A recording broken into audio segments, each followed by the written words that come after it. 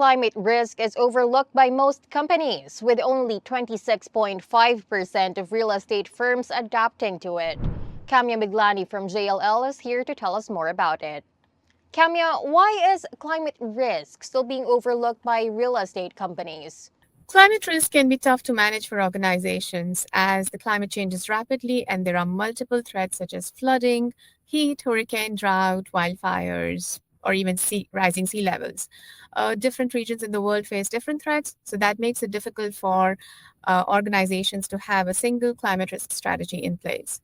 According to S&P Global, more than 80% of world's largest companies will have at least one real estate asset financially exposed to climate risks by 2050.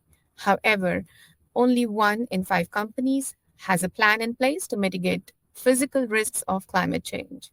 Also, according to JLL's Decarbonizing the Built Environment report, we know that 8 in 10 occupiers and investors today identify climate risk as financial risk, but only 2 in 10 business leaders are proactively planning for disruptions caused due to climate risk. So you can imagine the kind of threat that we face from climate risk.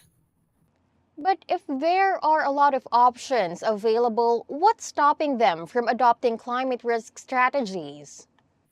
So, cost and lack of good quality data are two of the biggest barriers that we know of when it comes to implementing climate risk strategies.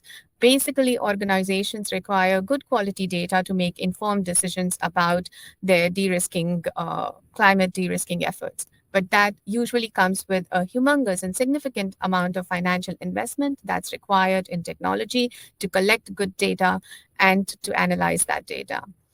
In addition to that, absence of, let's say, adequate policies, lack of standardization, limited education on the topic are also other significant barriers. And one of the easiest way to remove these barriers is to have collaborations among different stakeholders like government bodies, policymakers, insurers, and credit rating agencies all coming together. And what this kind of collaboration does is to create a conducive environment for driving investment into climate risk mitigating strategies and thus help create resilient real estate.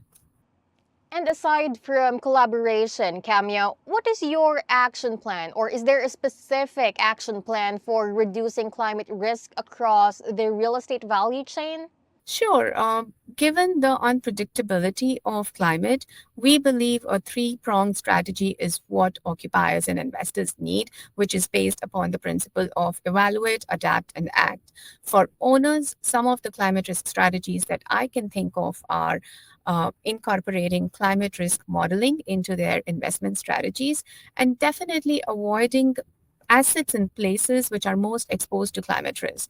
The second strategy that I can think of is factoring in the city resilience strategies and the potential vulnerability of local transport, infrastructure, power, and water supply, which are the most crucial factors when it comes to uninterrupted running of operations.